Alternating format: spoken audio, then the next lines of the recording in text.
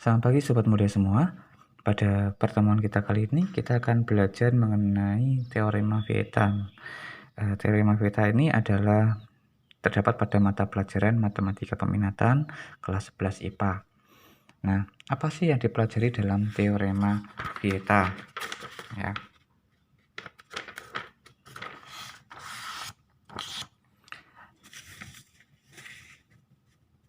Teorema Vieta. Teorema Vieta itu menyatakan rumus-rumus jumlah dan hasil kali akar-akar pada persamaan polinom. Nah, siapa sih yang menemukan teorema Vieta ini? Tidak lain adalah Francois Viete.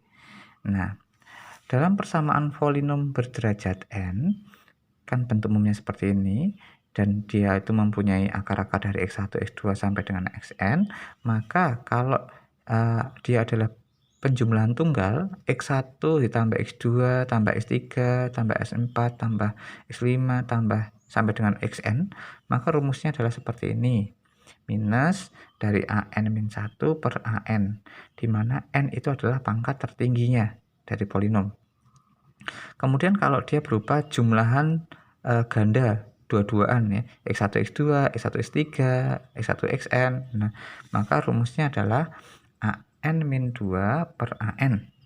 Kemudian kalau dia merupakan perkalian dari x1 x2 sampai dengan xn ya, tunggal cuma ada satu ini tok, maka rumusnya adalah -1 n a0 per an. Nah, an-1 itu siapa? Tentu di sini n adalah pangkat tertinggi ya. Berarti pangkat tertinggi dikurangi 1. Contoh, misal kita punya pada persamaan kuadrat ya, berderajat 2. Di sini pangkatnya kan pangkat n-nya kan berarti 2 ya. Kita analisis di situ dulu. Oh, n-nya sama dengan 2. Kenapa n-nya sama dengan 2? Karena pangkat tertingginya sama dengan 2. Kemudian A0. Nah, jadi kita urutkan dulu ya. Ini pangkat 2, pangkat 1, ini konstanta. Berarti ini A0, ini A1, ini A2-nya. Seperti itu ya. Nah, tadi rumusnya kalau kita punya X1 ya. X1 ditambah X2 jumlahan tunggal, maka rumusnya adalah minus ya, minus an-1 per an. Kan seperti itu rumusnya tadi. Ya, an-1 per an. Padahal n-nya kan 2 ya. N-nya 2 dikurangi 1 kan 1 ya. Berarti ini an A2 ya. A1 per A2. Padahal A1-nya adalah B ya. A1-nya adalah B, A2-nya adalah A. Jadi rumusnya adalah min B per A. Demikian pula X1, X2. Nah, X1, X2 tadi rumusnya adalah apa? Kalau kita ingat. X1, X2 kalau perkalian gini ya. Kan tunggal saja ya, cuma ada satu. Nah, ini kan banyak X1, X2, X1, 3. Nah, ini kan cuma satu tok ya. Berarti kita pakai rumus minus 1 pangkat n ya, minus 1 pangkat n dikali A0 per an ya.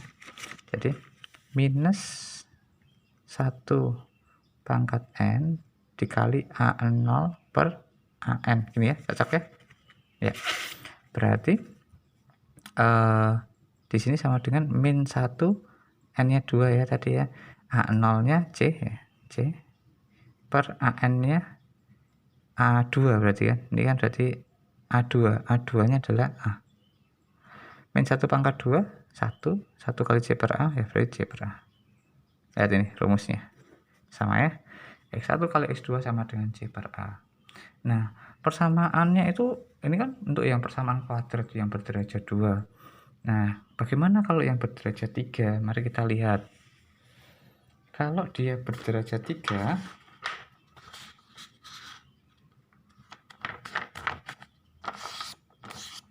ya, sini perhatikan.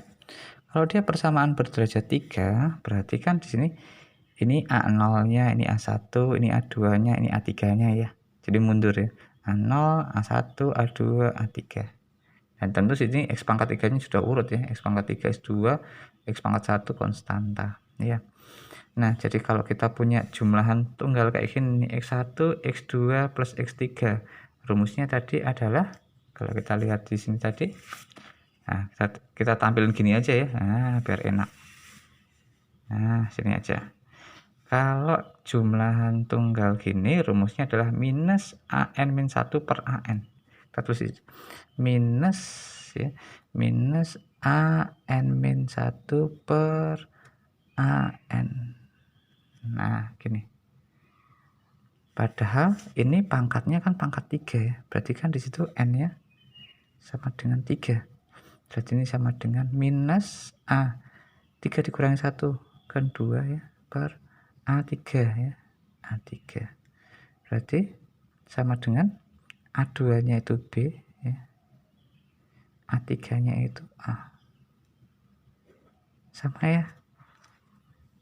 Seperti itu. Bagaimana kalau yang jumlah 2-an ya? Kalau kita lihat dulu jumlah 2-an, nah gini rumusnya adalah AN-2 per AN ya. AN-2 AN-2 per AN. N-nya 3 ya tadi ya. 3 dikurangi 1 berarti kan A1, A3. Berarti A1-nya di sini C, A3-nya di sini A. Nah, C per A sama. Bagaimana dengan bentuk 3-an ya? 3-an seperti ini. Nah, rumusnya tadi adalah min 1 ya, min 1 pangkat N dikali A0 per AN ya kan, berarti min 1. Nanti kan N nya tadi pangkat 3 ya, pangkat 3 gini dikali A0. A0 nya tentu sama dengan D. Nah AN kan berarti A3. A3 nya kan berarti A ya. Min 1 pangkat 3 kan min ya, berarti ini sama dengan min D per A. Sama ya, seperti itu. Nah, kalau kita cermati lebih dalam lagi, minusnya itu selang-seling, lihat ini, minus plus minus. Nah, kalau kita cermati di pangkat 4 ya, sebentar, saya lihat. Nah, kalau di pangkat 4 berderajat 4, ini juga sama, nih lihat ini ya. Ini min plus selang-selingnya. Dengan cara yang sama. Kenapa kok rumusnya seperti itu? Sama. Ya.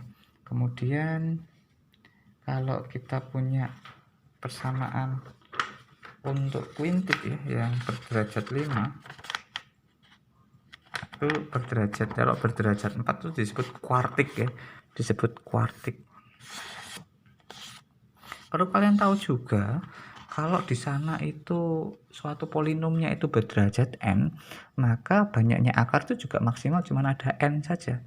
Jadi misalnya ini berderajat 4, jadi maksimal cuma sampai x1, x2, x3, x4, nggak ada x5, nggak ada. Ini kan berderajat 4, maka akar-akarnya ya cuman x1, x2, x3, x4, nggak ada yang namanya x5. Ya, maksimal cuma ada 4. Jadi kalau misalnya seperti ini ya, saya punya persamaan kuintik itu berderajat 5, maka akar-akarnya itu juga maksimal cuma sampai 5. X1, X2, X3, X4, X5, nggak ada X6. Nah, kalau kita lihat di persamaan kuintik, nah ini juga sama ya.